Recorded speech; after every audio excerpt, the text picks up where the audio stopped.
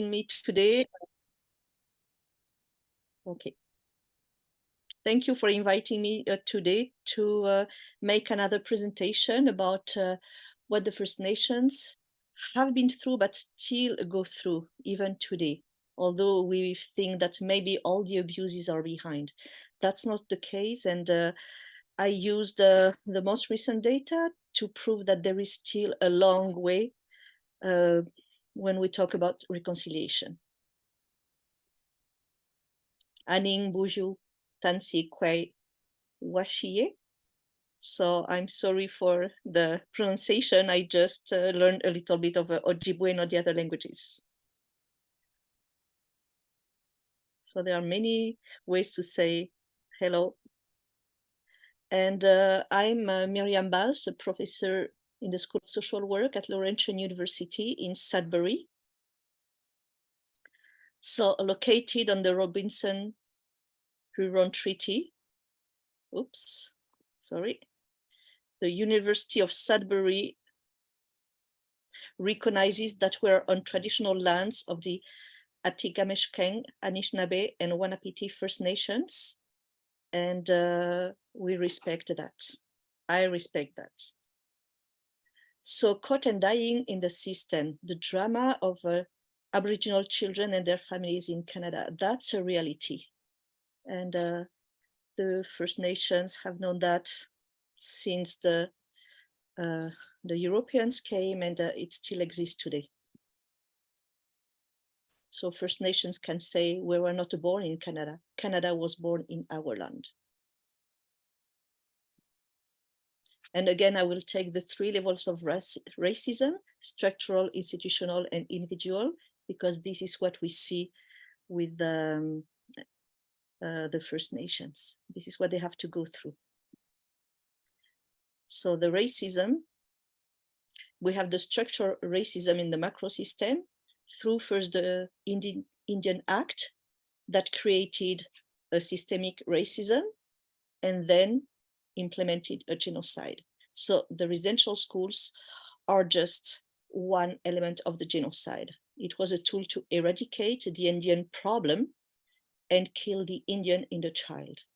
Then there was the health system, and still today, there is still racism, discrimination in many provinces. There were the Indian hospitals and forced sterilization on First Nations women, and medical experimentations on First Nations. It could be the children or it could be adults. And we all heard now about the 60 scoop with the racism, assimilation, and discrimination to try to make people fit in a little box that was what was supposed to be normal. And for your information, as an immigrant myself, coming from the south of France, I'm not normal and I refuse any assimilation. And you have the social legislation with the birth alerts that are still existing in several provinces, and a child protection legislation. When we talk about the institutional racism, it's more in the mezzo system. So again, we have the residential schools, we have the health system with the racism and discrimination in many provinces. And in Quebec, for instance, still today in some Inuit villages, the parents still cannot go on the plane that evacuates the children to the hospital going to Ottawa, to Montreal and Quebec. So you have babies, young children who just speak Inuktitut and who are put on the planes without their parents. And on the other side, you have the parents completely panicking. And Joyce Echaquan, unfortunately, was a perfect example of institutional and individual racism. And unfortunately, it went beyond the Canadian borders. And the social services, so we see that there is an over-representation of Aboriginal children in the social services, including those dying while in foster care. So in some provinces, we'll see that 80 to 90% of the children dying in foster care are First Nation children. And again, in the Mezzo and the Microsystem, we have the residential schools. So the interaction between the persons, so the priests, the nuns, and the children, how they abuse them physically, sexually, psychologically, and many deaths as a result. And again, the racism, the health system that is racist. And for COVID, some First Nations, Quebec, let the media know that they were sent back home, although they had COVID. And social services where some workers abuse the parents and even foster families and group homes. So there is a long work to do. And the systemic racism started since the Confederation. First Nations children have been separated from their family through the different actions, through state action, first through residential schools, then through the 60s coup, and now through contemporary child welfare. This is what Cindy Blackstock said. So in the residential schools now, I would say that no Canadian ignores the residential schools. That's pretty new. And many thousand children died in the system. Not the numbers that the commission, Truth and Reconciliation Commission, had when they finished to write the report were not complete. And now we see and we find more and more places where the kids have been buried. So finally, the genocide that was run or organized against First Nations has been recognized by the Pope last year. And finally, it was accepted by the House of Commons deputy, because until last year, the government was still resisting, saying, oh, come on, that was only a cultural genocide. No, that was a genocide. And I made a presentation about the 10 stages of genocide, and what has been done to the First Nation fits exactly in the 10 points of the genocide. So that's a dark side of our Canadian history, but we must acknowledge it if we want to continue in the reconciliation. So a crime of genocide, we go with the United Nations. In the present convention, genocide means any of the following acts committed with intent to destroy in whole or in part a national, ethnical, racial or religious group, as such, killing member of the group, causing serious bodily or mental harm to members of the group, deliberately inflicting on the group conditions of life calculated to bring about its physical destruction in whole or in part, imposing measures intended to prevent birth within the group, forcibly transferring children of a group to another group. So Canada fits in that. That's a genocide. And Duncan Campbell Scott was saying that I want to get rid of the Indian problem. I don't think, as a matter of fact, that the country ought to continuously protect a class of people who are able to stand alone. Our objective is to continue until there is not a single Indian in Canada that has not been absorbed into the body politic, and there is no Indian question and no Indian department. That is the whole object of this bill. So they intended, don't say, oh, well, there was no intention. The intention was there and very clear. A national crime. So Dr. Bryce broke his career because he was standing for his idea.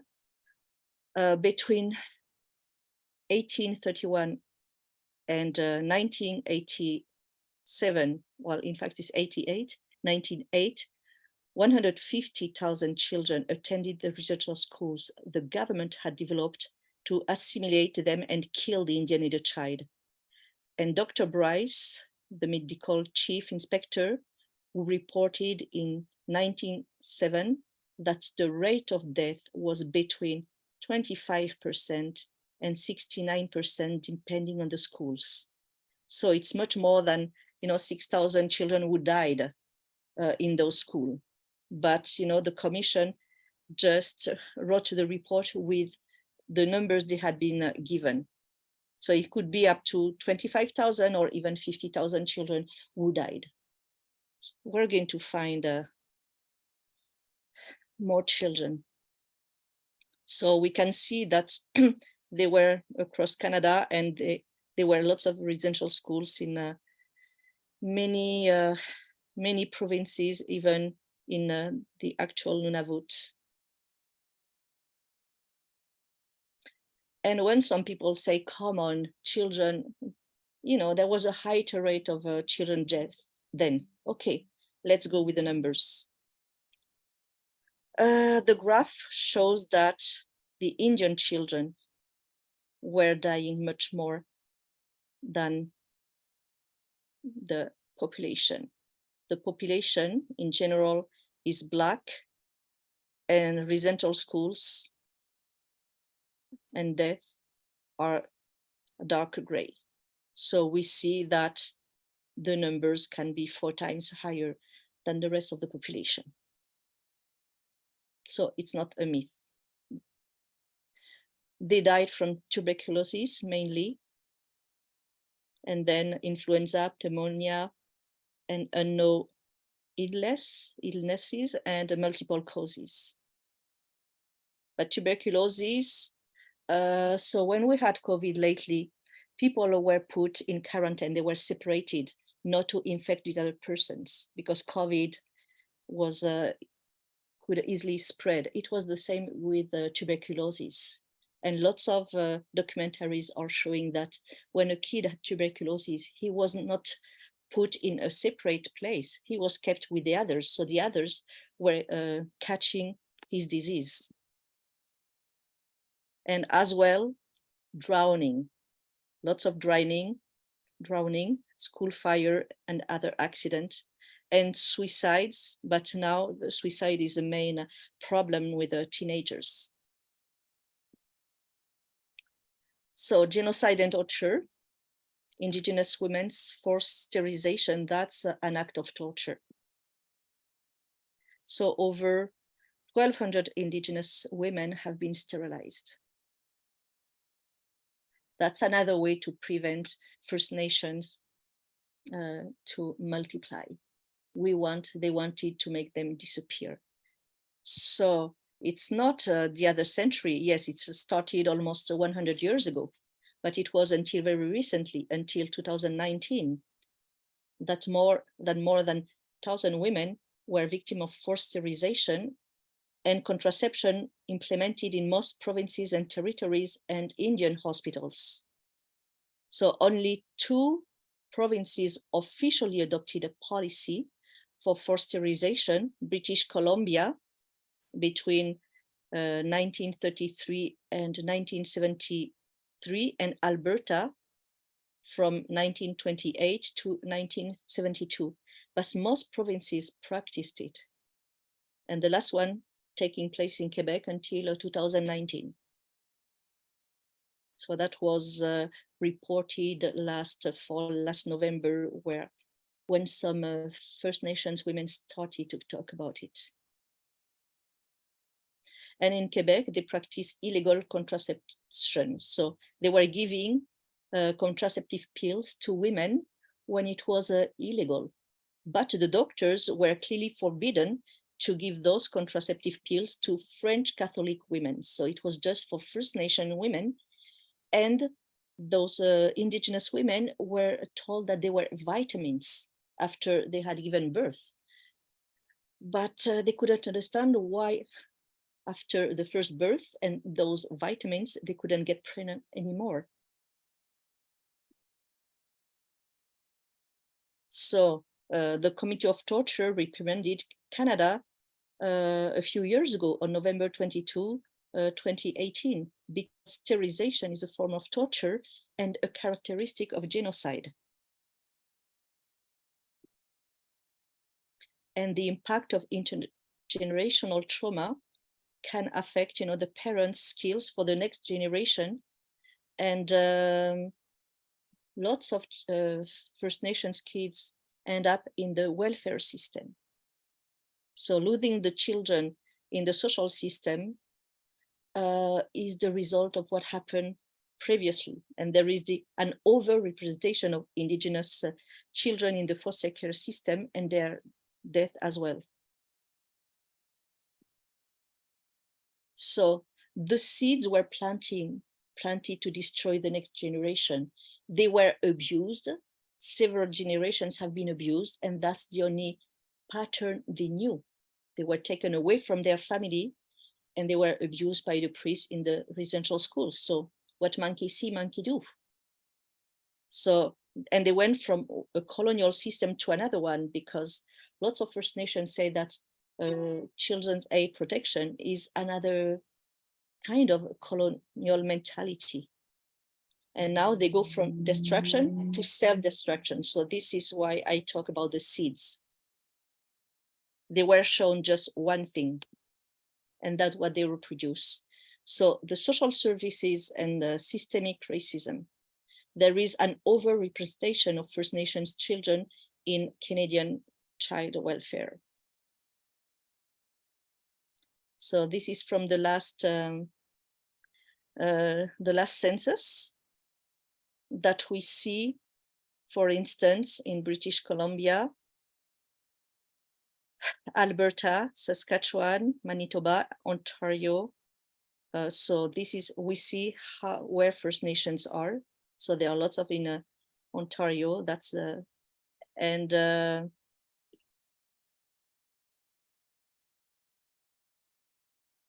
caught in the social system. So this is what happens to the children. So I used an old map and I put the last results of the census. So we see that in British Columbia, so 68% of the children are First Nations, although they represent just 10% of the population. In Yukon, they represent 94%. In Northern Western Territories, it's 95%. In Nunavut, they are 100%. In Alberta, 71%, so there is no change in the numbers. In Alberta, in Saskatchewan, the same, 83% of the kids who are in care are First Nations. In Manitoba, 90% of the kids now who are in care are First Nations. In Ontario, it's the same number, the same percentage, 30%, although they are just 4% of the population, of the children. And there is a rise in the number of First Nation children. So that's the percentage of the children under 14 who are in foster care. So if we see globally the census, although Indigenous children are only 7.7% of the population, they represent 43, almost 44% of the foster child population. So we see in foster care, so lots of children who are Indigenous are under 14, and they represent a very small population of all the children under 14 in Canada.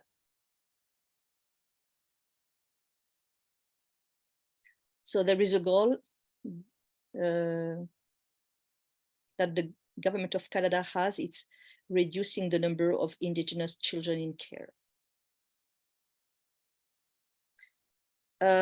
So Barbara Fallon, and the professor who are specialized in that kind of research about the child protection system. They are denouncing the continued overrepresentation of the First Nations in Canada. And so they give the findings and the incident study of reported child abuse and neglect. So that's a recent one. It was recently published.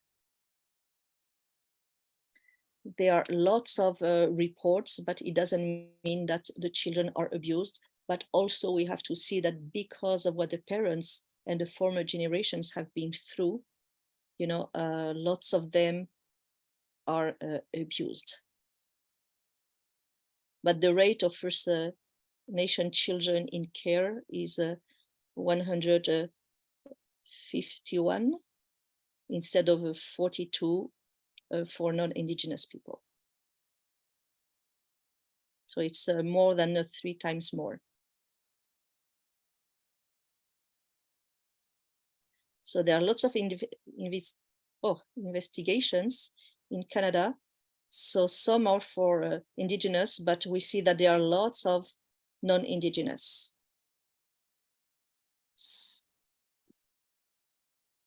I won't go through in details because it would take too much time.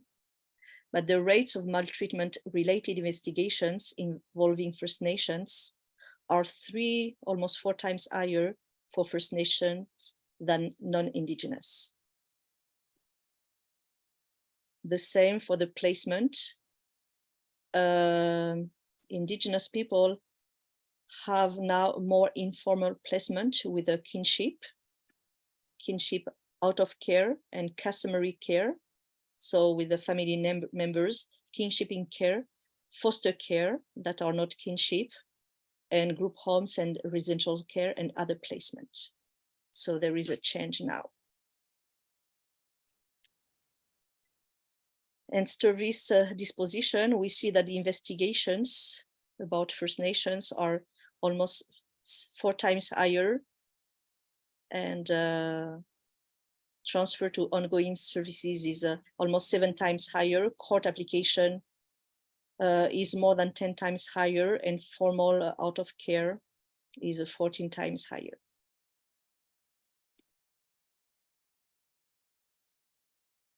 These are the last information. And still situations in a few provinces. So there are lots of abuses and too many kids still today dying in the social welfare system. So for instance, in British Columbia, you have lots of information in the newspaper, in fact. There was an abusive child worker. He was frauding, stealing. So his name is Robert Riley Saunders. He stole money from youth in care. So 24 youth victims. And the judge said that many of the victims were Indigenous. And in British Columbia, 68% of the kids who are in care are Indigenous. So Saunders defrauded many children in care of the ministry of their food, clothing, and shelter allowances, leaving many of them destitute and homeless. And lots of children, lots of homeless people, if you talk to them, lots of them are former Crown Ward children. So it means that the system failed them. And the problem is that there is not enough control. So a person was saying that that worker, he was an adult and he was exploiting youth. So out of all the kids that he abused, Saunders pleaded guilty only to 3 of the 13 charges. And that guy forged a University of Manitoba degree and was hired in another department in Fort St. John's. So 5 years later, he transferred to Kelowna, where he worked for 5 years. So there is not enough control because you have these frauders, these abusers who work within the system, who are supposed to work for the kids, and in fact, they abuse the kids. So the kids, they were ringing the alarm, they were complaining, they were telling people, but they were seeing all the things that have just been found and nobody would listen to them. So the system has to listen to the kids. And I would also say to listen to the parents of the kids, because even if their parents make mistakes, if they are still in touch, the children can report the abuses they have to go through when they are in the system. Dying in the system, so that's one of the consequences when they are abused. And we have recent examples and data. A few days ago, investigation in horrific abuse case about indigenous children. So that must be indigenous led to be able to really dare seeing what happens. That's in British Columbia. And the child, the toddler who drowned in Portage la Prairie. So he was indigenous as well. And the advocate for children and youth of Saskatchewan, Lisa Broda, said that extended family should always be considered when children can't remain with their own parents. But this program emphasizes on extended family without the necessary scrutiny, so it can lead to unsuitable placement, putting youth with families who have no prior relationship to the child, or resulting in multiple moves or more instability.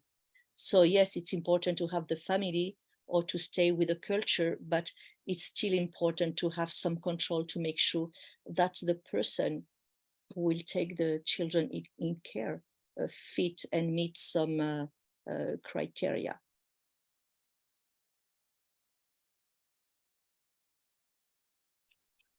And she also made 8 recommendations to the ministry to improve policies and legislation. So we're in the macro system.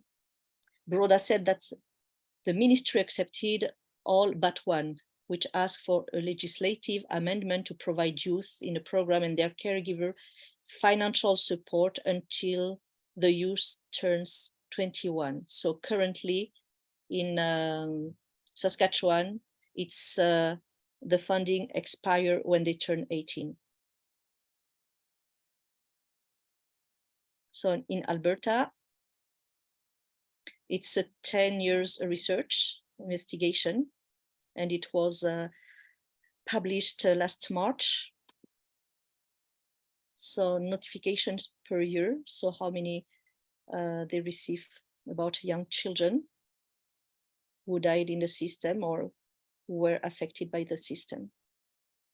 So 634 notifications of serious injury and death in Alberta.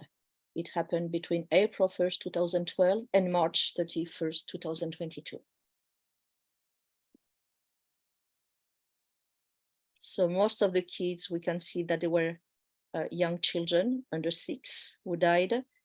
And then if we take the green ones, they are the teenagers. So for the young ones, it's more accidents or neglect. And for the teenagers and young adults, there are lots of cases of suicide.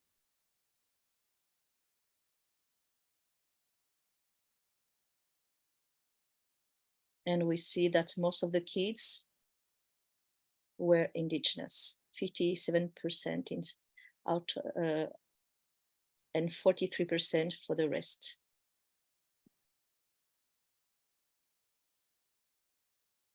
So receiving service in care, you have mostly small children and then teenagers. Receiving services, not in care. So mostly are young children and then young adults. And those who had previous child intervention involvement. So most of them were first for young children under 6, and the other one was for teenagers. And the notifications of serious injuries. So we see the death 87% were death and 13% were injuries.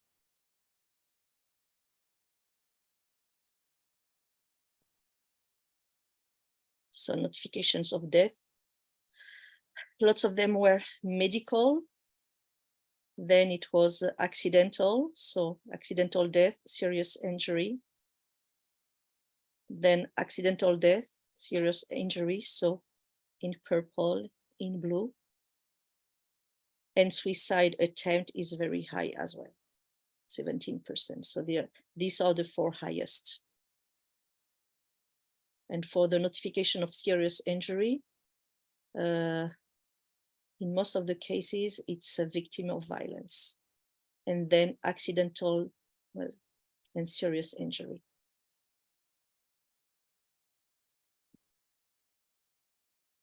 So we see that the accidents are very common. The manner of death, 40%, 46. Then it's 80 for the medical, for the children under 6 years. And then it's undetermined and pending. And we see that for the adults, the young adults, it's mostly drug, alcohol related, and then suicide.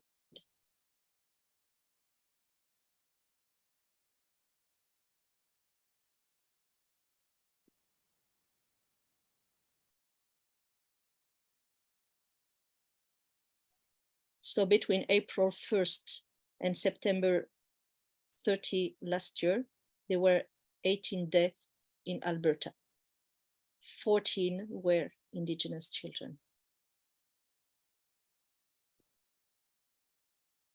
So there is a disproportion, in the number of the children dying related to addiction, and that has a direct link to the loss of traditional ways of knowing access to ceremonies. So Indigenous people have traditional ways of capacity building and maintaining healthy communities.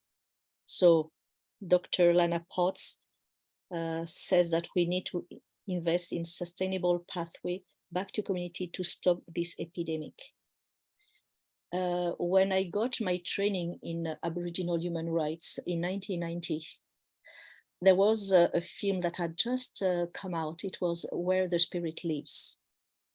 And we see the director of the residential school taking care of his garden and taking care, removing the weed. And the teacher saying, well, what are you doing? It's like, the children are just like, the weed, you have to remove them. So you have to cut their roots. So one day they cannot grow back. If you take care of your garden, it's not very good to change a plant or a tree, to remove the roots or to break them, to cut them, because the tree or the plant will die. And that's what they were doing with the children. It was on purpose. So the children, several generations, lost their roots. And people need roots. Trees need roots. Flowers need roots.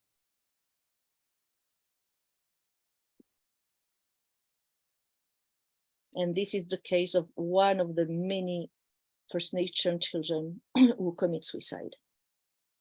And the rate, depending on the places, so usually it's at least 3 times higher, but in some places it's more 16 or 20 times higher. It depends on the provinces and where they live. So there are some systemic solutions in the macro and meso systems. We have to change our mentality. So there was already the bill C-92 that started January, so 3 years ago, where First Nations communities can organize the child welfare according to their values and culture. So that's a positive step, but that's not enough. There was the problem of birth alert. So First Nations women were really a target, one of the targets.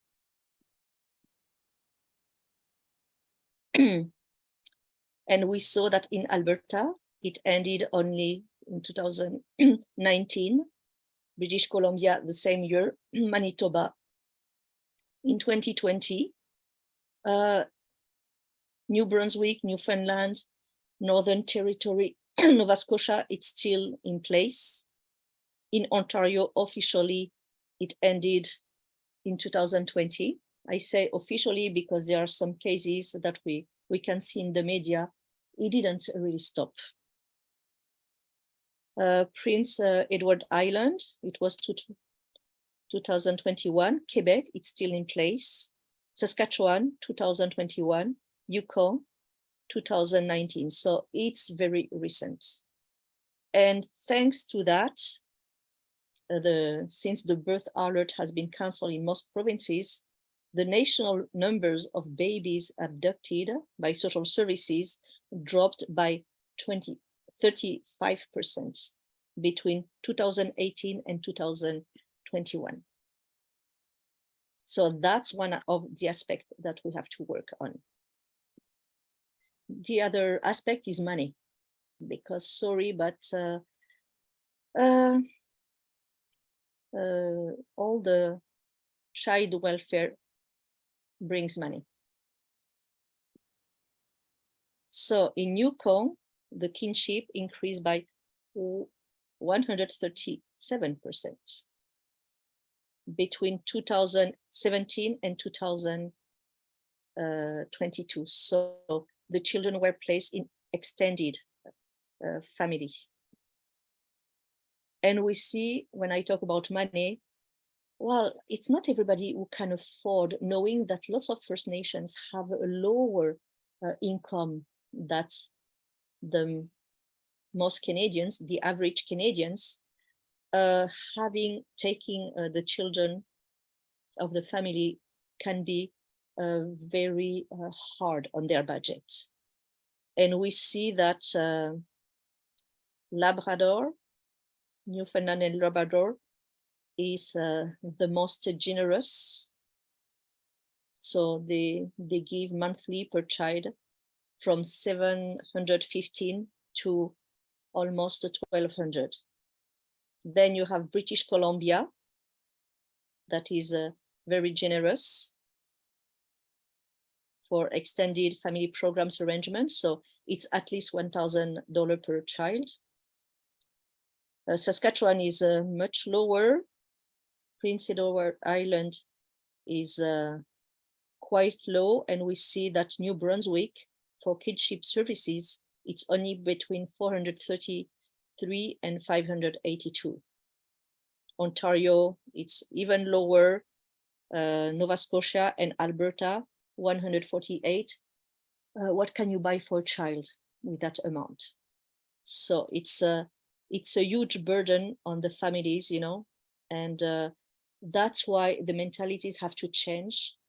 And in order to preserve the child, it's better to be with persons he knows, and who receive the proper financial support. So, and for instance, there is a family, so they receive, they can get up to kinship services, 1,000 annually per child. And in Ontario, they will give $274 per month per child, and $224 for each additional one. So each province has different amounts. And foster parents roughly receive $900 per child a month, foster parents, not in kin. And group homes are paid an average of $9,500 per month. So why not reinvest all that money instead of putting a child in a group home? Give the support to the families and even the parents, because some parents, if they had the proper support, the children wouldn't be taken away. So we have to change the mentality. Instead of taking the child away and give money to people who have nothing to do with the child, why not help the parents in their place, help them keep their children safe? So kinship can be a solution, but, it's important still to control. So we have the little Serenity, 4 years old, who died, and she was in kinship care with her siblings. She died. So they didn't take good care. She was removed.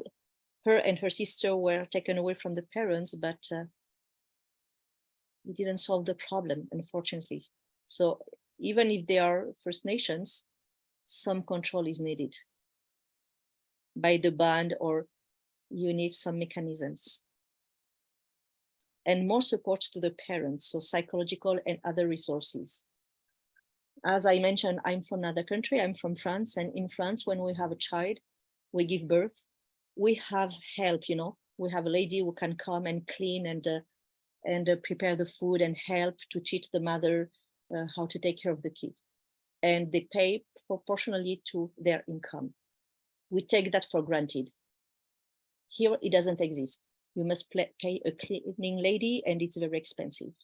So we have many, we pay lots of taxes, but we have lots of services within the house. Here, you don't have any services.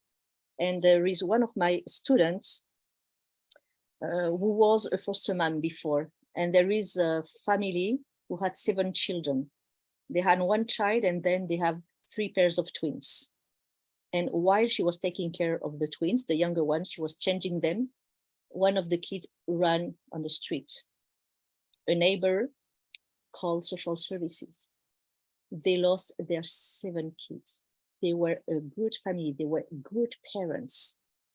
So it was a drama for the parents, for the children to be separated, put in different foster families.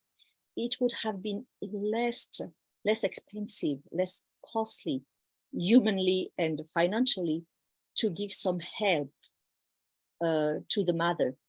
With so many children, having a help would have avoided the problem. So they broke a family, and they broke 7 children. And this is what Stuart says, that children services have spent thousands of dollars keeping the children away from their mother. So that's another case, but it's similar, it's the same spirit. They have spent resources on foster care, drivers, support workers for foster parents, but not support workers for parents, and special investigators, and the whole administrative machines of children's services. So we have to change our mind and see that instead of spending money in the system, to invest in families for the sake of the children. So that judge, René Cochard, continues that had this money been spent on providing services to that family, such as childcare support, a home, proper financial help, so that she didn't have to live in a basement, and educational support, the inquiry's view, and in that end result would have been much different. So don't give money to the system, help the families.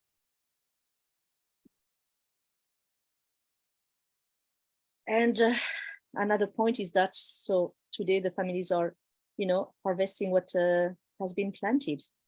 So we must acknowledge the parents' stories, their past, their possible intergenerational traumas, the residential schools abuses, the foster care system abuses, and their necessity to reconnect with healthy ways and culture healing practices. So it's important to investing in parents to save the future generations. So the roots have to be, they need to create new roots. So invest in parents whenever it's possible. Sometimes, unfortunately, it's safer for the kids to be taken away from the parents. So that judge made 20 recommendations, stressing that Indigenous mothers need proper support to raise their children in healthy environments. She also said legal aid services should be available to parents as soon as a child is removed from the family. So we have huge systemic problems. Consequently, we have to make huge systemic changes. So changing the legislation for a systemic change. So in Quebec, thanks to the work of the former journalist, they got the law 79. So that person is Anne Panasuk. So she was fighting because the children were taken away from their families, brought in hospitals, and they never know what happened to the children. They never received death announcement. They didn't know where the children were, if they had been adopted, if they had died. They had no clue. And only the parents could seek their medical records. So that person, Anne Panasuk, worked hard because lots of parents died. That happened 40 years ago in Quebec. The children were sent to the hospital and the parents never heard about them anymore. So that's a drama. And that person made a systemic change with that law 79. So now it's not only the parents, those who are still alive, but the rest of the family who can seek and have access to the documents to know what happened to their brother, their sister, their nephew, or whatever. So that's very new, but it's possible.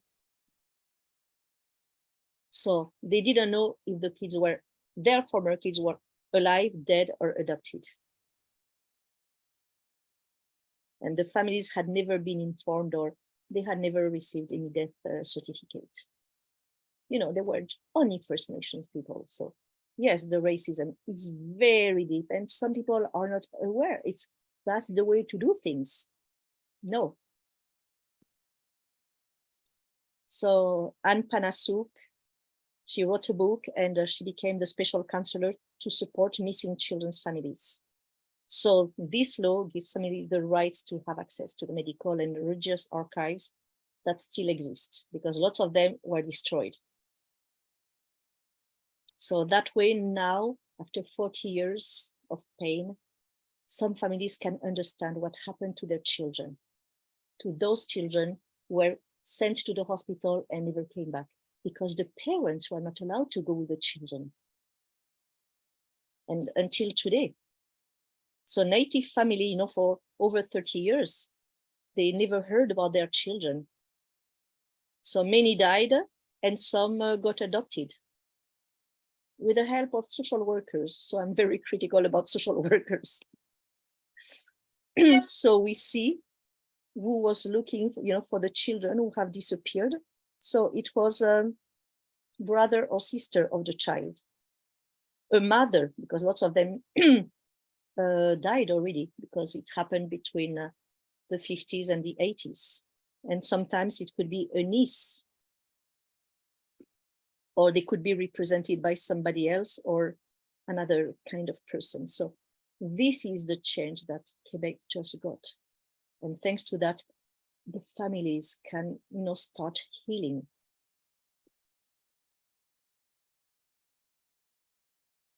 So it started, you know, they started an association, and initially, so that this is in Quebec, Awakak, there were 47 children were identified.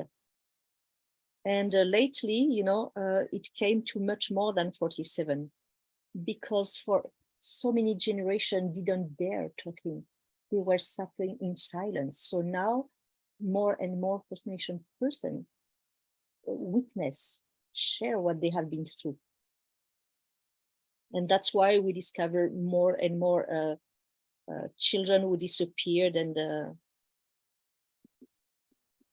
so at least from 47 at the beginning, at least now there are 200 children the families are looking for. And that's just the beginning. So Inus, Atikamek, Inuit, and there are 35 families asking for 55 children. And so those children were born between 1933 and 1978. So some might be adopted and they don't know they were adopted. So the nations represented, because Anne Panasuk was specialized in the Innu. She started with the Innu. She did her thesis with the Innu in Quebec. So we have a huge percentage of Innu, then Atikamekw, and then, you know, others, Cree, Inuit, Anisinabek, but it's mostly Innu, because that was her field of specialization, and she started with them. And then she was known, and people starting to trust her, so other nations met her, and that's not, it's not over. So when the children disappeared, for most of them, we see that we don't know if the child died. We have no clue. So some, it started in the 1940, and we see that in the 1950 to 1959, especially with the priest who was involved in all that, he had told, you know, that if they wouldn't obey him, there would be something wrong happening to their families and to their children. And yes, it happened, because he had too much power, and the hospital would listen to him. The children could be sent to the hospital if the priest had agreed. So he was more powerful than God, unfortunately.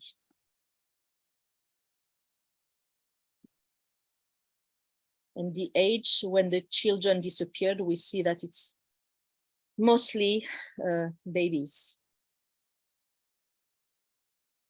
And it was easy to adopt them. And as Cindy Blackstock says, words don't change children's lives. Real action by the government and equality would.